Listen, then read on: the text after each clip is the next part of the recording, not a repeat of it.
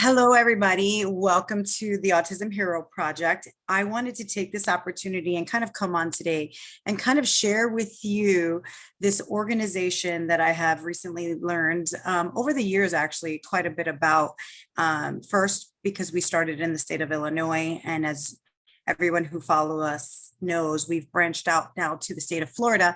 And this organization is not only in those two states, but in much more. So without further ado, I kind of want to introduce you all to the founder and president of Dive Heart, a nonprofit organization that builds confidence, independence, and self-esteem in the lives of children, adults, and veterans with disabilities through scuba diving, scuba therapy, and related activities. And with us today is Jim Elliott, the Dive Heart president and founder himself. Welcome, Jim. How are you? Thank you. Excellent introduction. Well done. Thank you, Jim. We're going to dive right in, Jim. Why don't you just kind of, I guess, first share your story a little bit about how Dive Heart, the nonprofit, began and why it began. And then what I'm going to do is I'm going to kind of share that short video that is so compelling about specifically about autism and scuba diving. And then we'll jump in and I'll ask you a few questions and kind of learn more about your organization and how you're helping our community and just the community at large of those with disabilities. Awesome. Thank you. Yeah, I've been comfortable with people being around people with disabilities for a long time. My father was a disabled Army vet, so I kind of grew up in the VA hospital dodging wheelchairs. And as I grew up, I would walk a friend who had cerebral palsy to school so the bullies wouldn't pick on him. Then I had children, and my oldest daughter was born blind, and I got her involved in the 80s in downhill skiing, and that basically turned her life around. So after decades of guiding and teaching blind skiers, I said, this is a powerful therapy, but I think I could do this in scuba diving someday, because I'd been diving since college. See, as a journalism major, I thought if I ever met someone like Jacques Cousteau, I better know how to scuba dive. And anybody over 40 might know who Jacques Cousteau is. Under 40. I know who he is, but then again, I am over 40, so. Yeah, so that's kind of what I was thinking. And after the kids were grown and gone, I basically left a successful career in the media business. I was in television at the time and started this nonprofit called Dive Heart, and trademarked the Dive Heart logo. And I had a friend who was a lawyer who did that pro bono and took care of all of our 501c3 incorporation pro bono as well. And once that happens, you can start raising funds. And of course, that's what I did for decades in the media business. So I hit the ground running. And 22 years ago, I incorporated Dive Heart. And we started, I knew it was therapeutic to begin with, just intuitively. So I reached out immediately to different university medical centers, and Midwestern University is based in Downers Grove, where we are. And I went to their physical therapy department and occupational therapy department, and we started doing studies. We've done about 5. And one of them is the very first study on autism and scuba therapy that I think you're going to introduce. So I am. So real quick before I introduce this video, so I have a quick question. Obviously, our nonprofit organizations very much align, right? We're not at year 22, which I know you'll be celebrating in the month of April. We're in year 6 officially.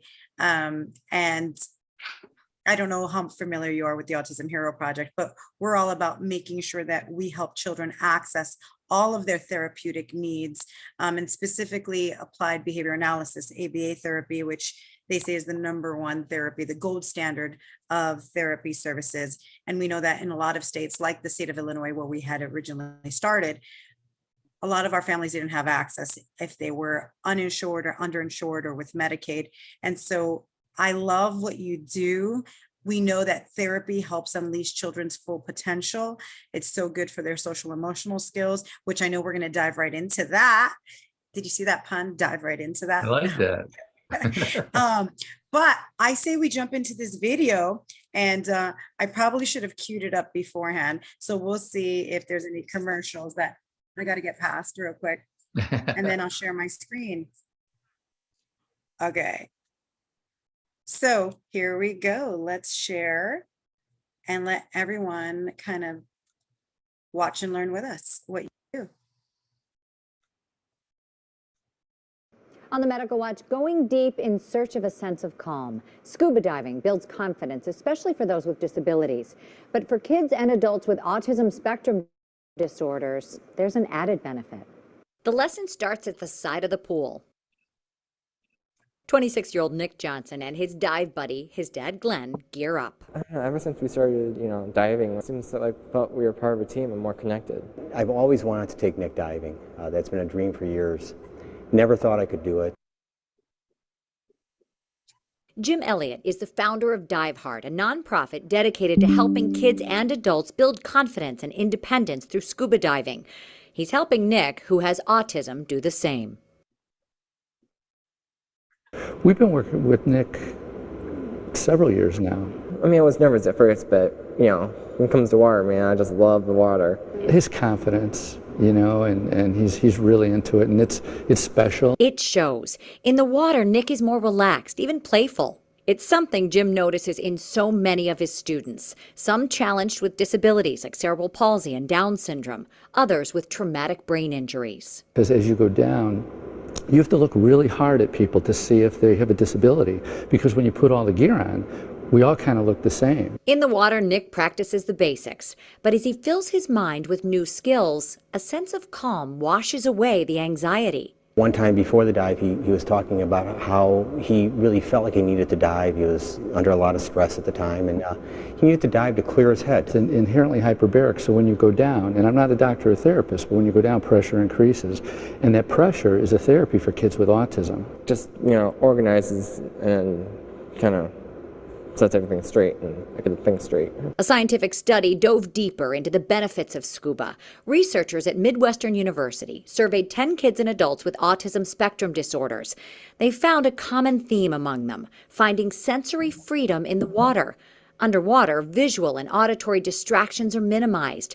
The effect is calming, and for some with autism, it's a welcome feeling. After the dive, he's a lot more relaxed. He's a lot more in the moment. But Nick and his dad don't need hard data to be convinced. Instead, they're focusing on future adventures. Hope to get him down in the Caribbean and then in Lake Michigan, Lake Superior, just diving with us when we go. And seeing his boost in confidence and that self-identification as a diver is amazing. He tells all his friends, family members, he wants everyone he knows to go diving because he likes it so much.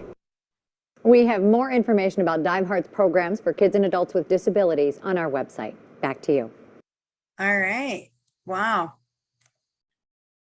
I love the statistics that they put in there about it allows them for sensory freedom. We know our autistic, children have a lot of sensory overload.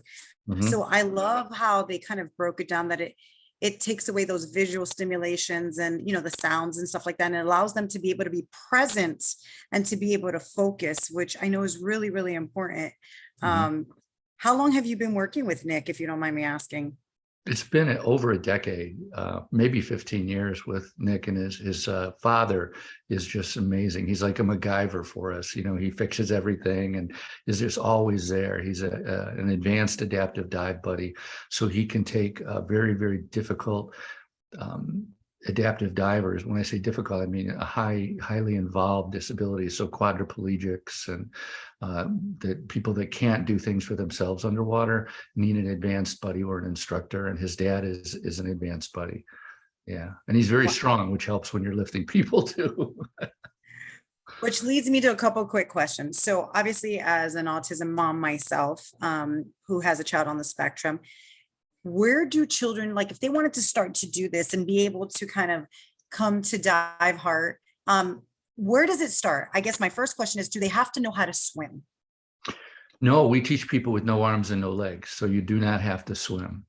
In 30 minutes, I can take somebody who's never been in the water out of a wheelchair or not, and get them in the water and have them completely independent using what abilities they have to experience that freedom. And freedom is the word that everybody uses. It's equalizing. Now people feel they're equal to others in the water. They self-identify as a diver, not someone with a disability.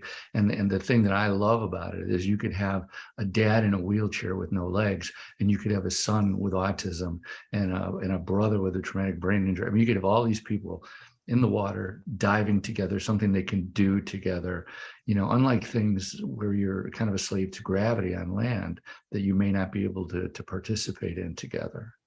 That makes so much sense. So I have a question, since we are talking about that.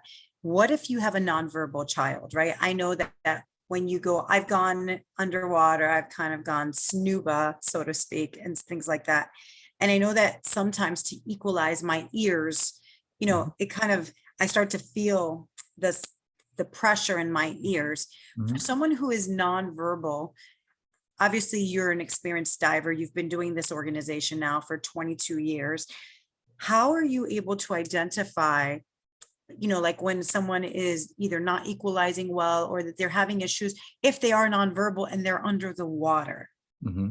That's a really good question. I started teaching people with disabilities in '97, and we started with physical disabilities. We started with simple, easy stuff, below the knee amputee, mild cerebral palsy, mild traumatic brain injury, people that a lot of times you wouldn't even know really had a disability necessarily. And then we brought the industry into the dive industry, that is, into working with individuals with cognitive disabilities, people on the autism spectrum, traumatic brain injuries, cerebral palsy, where they're involved, they have comorbidities, they might be physical and cognitive. And autism comes with a lot of comorbidities. So, they have, sometimes they have that stuff coupled, right? Yeah, I had a girl just 2 weeks ago in the water that was nonverbal and a bit of a behavioral issue as well. We always don't get her in the underwater.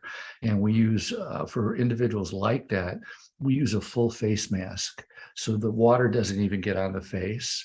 And sometimes we have communications, and sometimes we have someone in the water with them that knows how to communicate that with them, a parent, a sibling, a caregiver who has, like, we have a girl who dives all the time with us, family travels and dives independently, nonverbal, but they have it's not American Sign Language. It's a special language they use with hand signals. Diving is this, you know what I mean? So it's kind of special that way. And we have on our certification cards that we give to adaptive divers when we certify them, is special. There's a special conditioned area. So it's like adaptive, advanced adaptive diver plus with a special condition. The special condition might be they need a full face mask because they can't hold a regulator in their mouth, or we don't trust that they will. They have to have someone special in the water that can communicate with them. Like, we trained the first diver in the world who's ventilator dependent. So he had his ventilator would sit up on the pool side or on a boat, and a 15-foot hose would go down into a custom port on the dry suit. And then inside the dry suit, where he was sealed off from the water, the hose would go up into his trach. And he had a full face mask on, and he communicated with eye blinks. So the individual in front of him, they'd have to have this, he could communicate verbally on land, but underwater, he didn't talk. He would communicate with the eye blinks, and that worked out for him. But he could only go 15 feet underwater, but that was okay. He was the first one ever. Wow, that's amazing. That literally adaptive diving. This is really what we're speaking about. We're talking about meeting people where they're at, right? Helping to accommodate their needs so that they can still experience, scuba diving, diving in general. And you're really meeting people where they're at. Can we jump into, like, how does their diving experience with DiveHeart translate out of the water, the benefits to it, what kind of areas of improvement that we've seen? Obviously, specifically, I'm talking about in the autism or disabilities community. What are some of those things that kind of translate into why the organization DiveHeart really can be helpful to those on the spectrum? Sure. We've had people after just the first pool program. In fact, researchers from the Illinois School of Psychology did a study with people all over the country that work with us. And they said, Jim, you may or may not realize that the very first pool session is the most powerful. And we've had people that really have just come to one session, but then gone on and taken on other challenges in their life that they wouldn't have taken on before, because now they can self-identify as a diver. They go, wow, you scuba dive? That's amazing. How do you do that, right? And then they feel good about themselves and they go on and they do rock climbing or they do whatever else they do in life. So it works on their social, emotional, self-confidence. Yes, absolutely. Absolutely. We've done 11 years of adaptive scuba symposiums with some of the top researchers and therapists around and physicians around the world, where they talk about the benefits of adaptive scuba and scuba therapy. Maybe we're talking about chronic pain. Maybe we're talking about self-esteem. Maybe we're talking about, I mean, we've had respiratory therapists say, I can tell when Johnny has come, done a pool session, because he comes back in, and speech therapists have said he's better. I mean, this is a breathing therapy. It's a very Zen thing. When we teach you how to breathe and think about, because when you're in the water, we call it the astronaut moment. It's to be perfectly neutrally buoyant. In order to achieve that, you have to understand that you don't always have to take a full breath or completely exhale. Sometimes you take percentages of that breath to control where you are in the water column. For example, we could be in 50 feet of water, and once I teach you how to use your breathing and get you weighted properly, at 50 feet, your job then is to swim and follow me. And I can swim backwards and you stay level with me. And if you get a little bit below me, I point to my chest, I go, come up a little bit, use your breath, and you stair step your breathing up. If you go a little bit above me, I say, use your breath to come down a little bit. So it's very Zen, the breathing part of it. So, it gets you in that zone, and that helps in so many ways. The zero gravity helps with things like range of motion. So now when you get out of the pool, you can do things that you couldn't have done before. It relaxes muscles. Individuals on a dive trip, usually 2 days in, if they have spasms, a lot of times their spasms will relax, and they'll be like diving through the water, and we'll just look at each other like, oh my God, they don't have spasms. We go to high schools and we'll do programs with kids with disabilities and best buddies, their high school friends, and we'll get in the water from like 8 a.m. to 3 p.m. on a school day, and we'll just group after group after group after group. And we've had teachers, special needs teachers, say, Johnny's not verbal, he's not going to talk, we've had Johnny pop up afterwards, and this has happened multiple times, where he'll pop up and go, I really like that. When can we do it again? And we're like, Oh, wow. That's we amazing. look at the teacher and go, I thought Johnny was nonverbal. And they look at me like, we did too. That is so amazing. Okay, so let's talk about that. So you work with a lot of physical therapists, occupational therapists. Obviously you have these mentor divers. Jim, how do you get these mentor divers? Like, if someone was interested in doing this work, like, what is the training involved for them? How can we get more people to do what you're doing so that we can gain a greater access, which kind of also leads into your mission work about what you're doing globally on a global scale around the world, and how you guys are leaving footprints for other people to be able to do this work as well. Right. That's our mission now. 22 years in, is not trying to do everything ourselves, but helping to grow it. We've helped spin off 50 nonprofits around the world, basically, that do something similar to what we do. Wow. And we 50 nonprofits? Yeah. And we help Wow. just feed them people. Somebody called the other day and they're in Denver, and I said, hey, go see, A1 Scuba or somebody like that. But 22 years ago when we started, I did a couple things. I had decades in the media business, but I did not go to any of my friends in the media business and tell them what I was doing, even though it's really, really cool. First thing I had to do is build a team. Like you said, you need buddies in the water who are highly trained, that know how to be sensitive to people with different types of abilities. And that's what we do. We work with their abilities, not their disabilities. So really the first 4 years, I didn't talk to any of my friends in the media business. We work with their abilities, not their disabilities. I just had a snap to that, Jim. Yeah, it's very cool. The first thing that I do when a wheelchair user rolls up is I take a knee and get eye level with them. and communicate with them. And so once we get people trained up, then we can start doing things in a pool. Then we can start doing trips. Like in December, we had 44 people in Cozumel, 8 with disabilities. Now, we call them adaptive divers. We don't call them handicapped or disabled, but each one needs 2 to 3 buddies in the water with them, plus support staff, people to take pictures and that kind of stuff. So we do a lot of trips. They're kind of like you mentioned the mission. They're like mission trips with your church. Like if you went to Ecuador to put roofs on a school, you pay to get there, you pay for everything. We negotiate the best price with our dive vendors and stuff and get special deals on top of that. But you pay for everything yourself, and then you work your butt off for free. I mean, that's how we canceled 20 trips in 2020 during COVID and 200 pool programs around the country. And we don't charge for pool programs, they're all free. They of course cost us, but that's why we fundraise. You know, we go out and we present, we do this, you know, we get the word out. And consequently, we have in our, if you click on media on the Dive Heart website, we have links to our media kit. Diveheart.org, correct? Diveheart.org, right? Thank you. And click on media, and you can go to our media kit, our media library. But the YouTube channel has, video-wise, has really most stuff there. And if you click on playlists, you can get all of the medical stories, all of the military stories, all of the documentaries and major features. If you have insomnia at night and you really need to be bored, you can click on the symposiums and listen to hours and hours and hours of doctors and therapists and researchers talk about the nuance of zero gravity and scuba therapy and what it does on a body, mind, and spirit level for the individual with the disability. That is the perfect segue, Jim, to talk to us about what you're doing in May.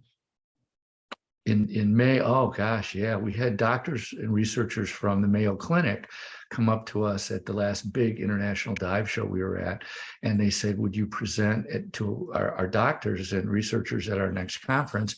And we said, Mayo Clinic, yeah, of course. It's like the association with the Mayo Clinic is amazing.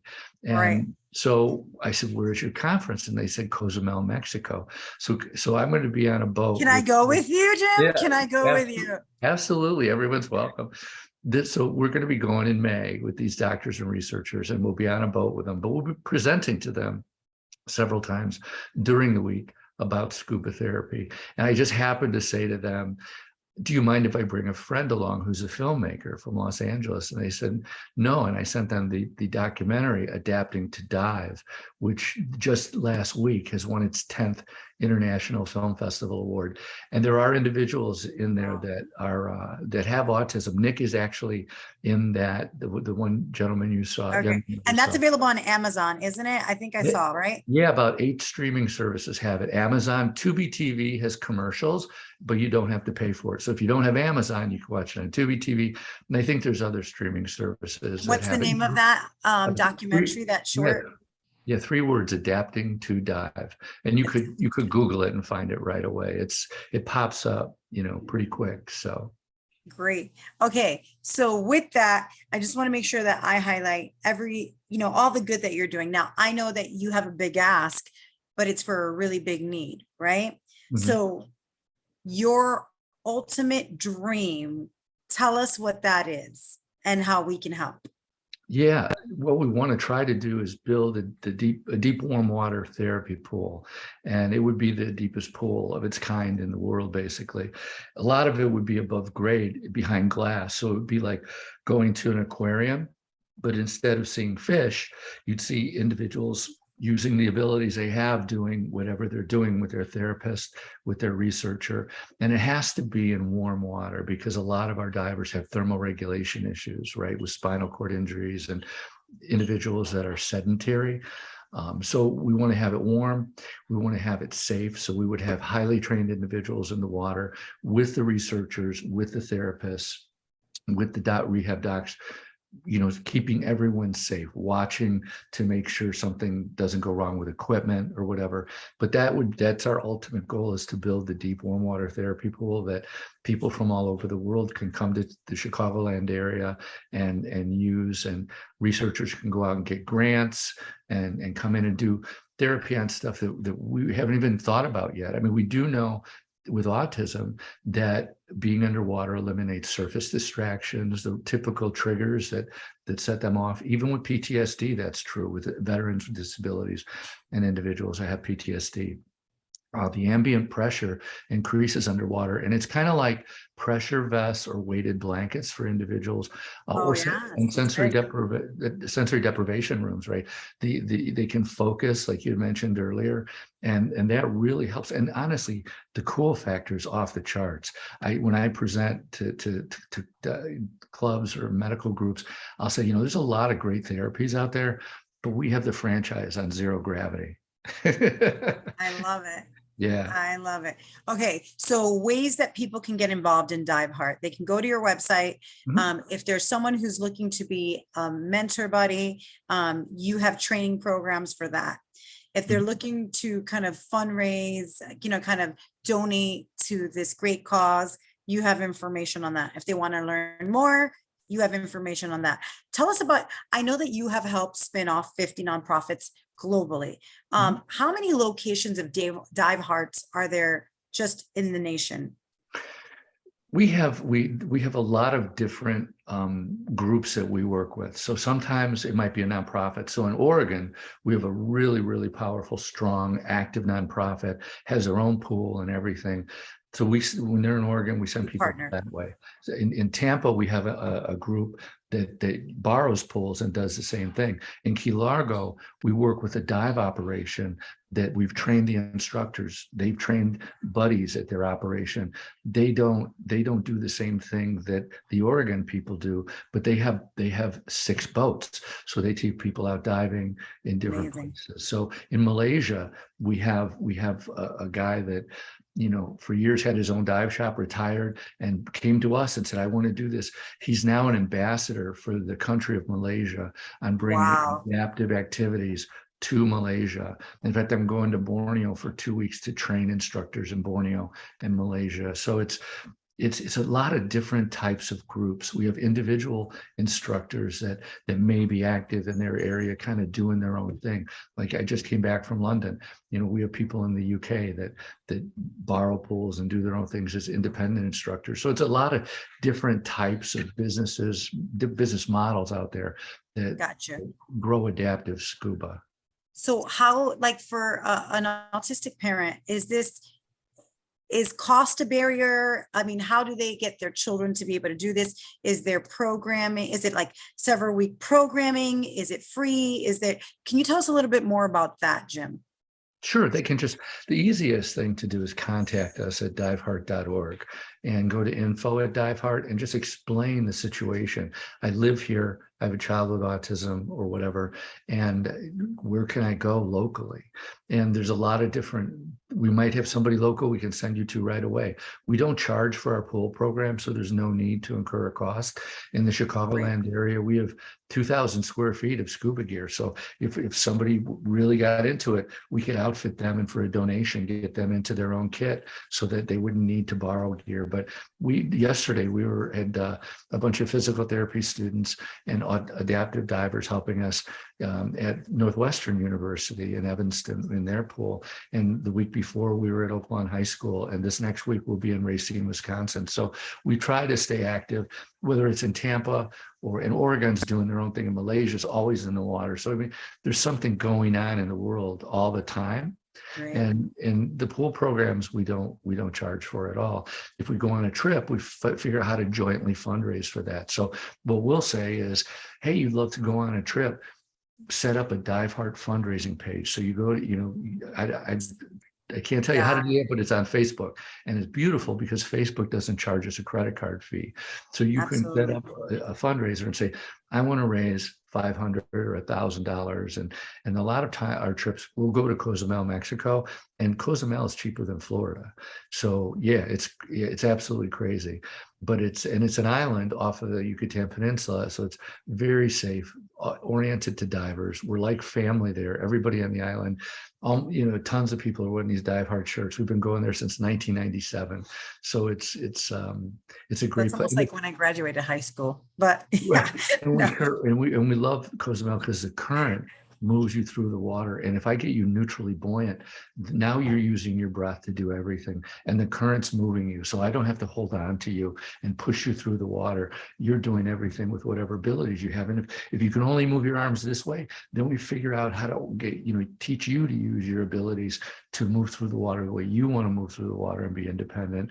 Then we take photos and videos, send that home, and now you're like a rock star, right? Oh, I We love can it. only fundraise, yeah. We have people that give us money to for vets specifically, or for kids specifically, or for autism specifically. So we find a way to get you on a trip, and the trips are, like I said, mission trips. Call it total immersion training. So if you want to train to be a buddy, for example, or an instructor, you'll dive 5 days, 2 tank dives with adaptive divers, and you'll rotate. You'll have Nick with autism one day, and then you'll have somebody with a spinal cord injury, then somebody with a traumatic brain injury. So by the end of the week, if you've never met anybody with a disability, you have some sense of what it's like to work with individuals with disabilities. Now that's in the morning, and then you're having breakfast, lunch, and dinner with these individuals. So now you're getting the social end of it. Sign me up, Jim. You've Yeah. sold me. I'm ready. Yeah. And then We're taking a family trip, and we're gonna all learn how to scuba with you. Okay. Yeah. With that, I kind of want to end. Do you mind sharing with us like a compelling story or just a dream? Like, I guess first is, when you started this 22 years ago, Yeah. I can't imagine, like myself, that you had a plan of where this was going to go and how large it would be, No. and all the families and individuals that you would be helping. So I don't need to ask you that, because that I feel like I know that already, right? Yeah. But like, just share, like, if there was no limits, no barriers, right? What would you like to see for Dive Heart? And then end on like a inspirational, compelling story for our audience. Sure. Well, I think we could serve thousands and thousands of people with this facility. So I would say build the first one, and then you build it and they will come, I believe. And then, grow the programming so that people really realize the potential of scuba as a therapy for people of all different types of abilities. And as new research comes out, find out what diving does for individuals with Parkinson's or Alzheimer's or different things, and what happens when you use enriched air or 100% oxygen. Now you're getting more oxygenation to tissue. What about pharmaceuticals? We know what your drug does at 1 atmosphere where we are right now. What will it do at 2 atmospheres on 50% oxygen? There's a lot of research that has to be done. So I would say, get that facility done, grow that. And as far as the story goes, my greatest dive is in a swimming pool with a individual who has multiple disabilities, Erin, and she's verbal, but not very good with speech. And she has to use a full face mask. So I had her in the pool one time, and it was a big pool, and there was a pool party on the other side, and there's all these little girls with their little goggles on, right? And they're like looking underwater, and here's Erin on scuba, and she's got a full face mask, and they could tell she has different abilities, right? So they're like looking underwater, coming up, looking underwater. And when they popped up, I had Erin underwater, and I just stood up and I go, "Hey guys, Erin thinks you're mermaids. Come on over." So the girls, they transformed into mermaids. They swam over, and I swear to God, they look like mermaids underwater. They're doing the flutter kick and everything. And they get up to Erin, and Erin is like reaching out to them. And then when they pop up for air, I go, "It's okay, fist bump her. She wants to fist bump you guys." So they come up and they're fist bumping Erin and stuff like that. And then they swim off. And when I finally get Erin to the surface, I go, "Erin, did you see the mermaids?" And so we take her mask off, and she looks up at her parents. She goes, "Mom, Dad, I saw mermaids," and I just wanted to cry. It was just so powerful. You're making me cry. I don't know if you can tell, but you're definitely making me emotional. That's such joy. That's like a story of just pure joy, not only for like herself, but I'm sure her parents who saw that. And I'm sure that the mermaids who swam up to her will never forget that moment as well. So that's a beautiful story. Jim, thanks for sharing that with us. And then any final thoughts before we say goodbye? Well, the heavy lifting we do is in swimming pools, so it's not about going on a dive trip or anything like that. So I would say, the easy, but I believe that stories stick and they're very powerful. And I think if you were to go, like I said, to our YouTube channel and click on a playlist, find something that resonates with you, or maybe it's a neighbor, or maybe it's a relative that has a disability, maybe somebody struggling with depression or loss, maybe they've had a traumatic injury or something, or maybe they've been told their whole life they can't do something. Go there, find something that resonates, that's powerful, that's inspirational. Share that story with them. I always say, you're right. Facts tell, stories sell. Right. Right. So Right. it's so true. Yeah. All right. Well, we'll make sure we check out diveheart.org. Thank you so much for sharing, this time with us and with our community. I have no doubt people are going to go bombarding your website, and you'll probably be getting a lot of emails, phone calls, and messages asking how they can get their child in on one of your classes. So thank you, Jim. I appreciate you so much for this. Thank you for helping us share the story. Thank. Okay. I have stopped the recording, I bet.